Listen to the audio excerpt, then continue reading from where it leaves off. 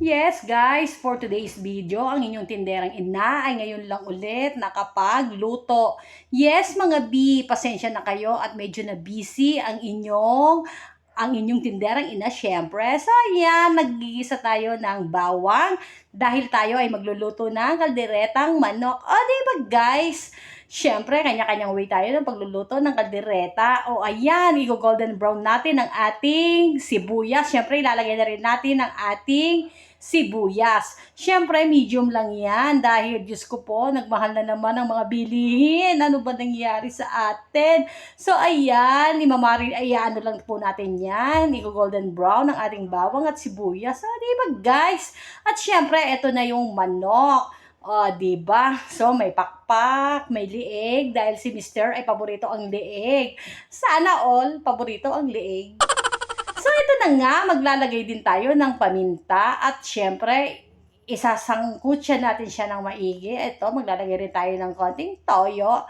O, diba guys, para naman manuot, naglagay din tayo ng konting liquid seasoning. O, siya, meron na tayong pa-liquid seasoning ngayon. Sana all.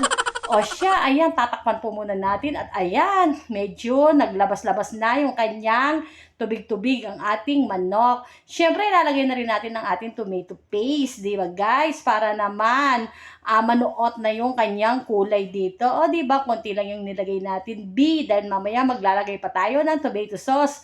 At siyempre, ito naglagay ako ng saging saba, nilagay ko na rin yung patatas, carrots, at saka ang sili.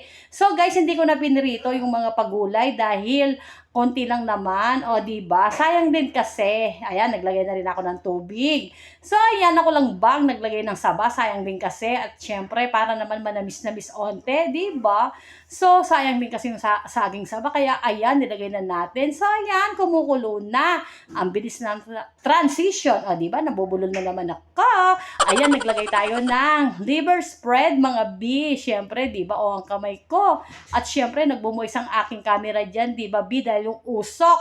O, diba, ayan, nagbumoy siya. Ayan, nilagay na rin po natin ang ating tomato sauce. O, diba, guys, ang ganda ng kulay ng ating kaldereta. Basta kaldereta yan, meron lang po siyang halong saging saba. O, diba, ayan, nilagyan rin natin siya ng siling labuyo, guys. O, diba, hawakan daw ang tangkay para hindi raw mga tiang peche, sabi ba ni Chef Hazel ni, mga tiba, or basta yun na yun, guys. O, ayan, naglagay na rin tayo ng dahon ng laurel. At syempre, haluin po natin yan. Pero ayan, umasbok-asbok na nga daw po, sabi nga nila. O, ayan, pakukuluan pa po natin yan ng konti dahil medyo may tubig-tubig pa. Maganda po dyan, medyo konti lang ang sabaw para naman manuot, diba guys? So, ayan, lagay na yan mga mare. Sarap-sarap na yan. Pero syempre, hindi pa yan luto. Patutuyuin pa natin yan ng bonggang-bongga. So guys, ito na nga, kumukulo na, diba? Ang ganda ng kulay. At shit, nahihirinan na ako mga B. O ayan, naglagay po tayo ng konting asin. At syempre, para naman mabalansin natin. Ay, naglagay na rin pala po ako dyan ng konting 2 tablespoon of sugar. Pang-balance lang po, hindi ko na na-videohan. So, ayan, titikman na natin, guys. O, ayan ang itsura ko. Diyos ko po. O, siya, okay na. Ito na po ang ating kaldereta na may saging saba. Diba, guys? O, saan ka dyan? O, diba?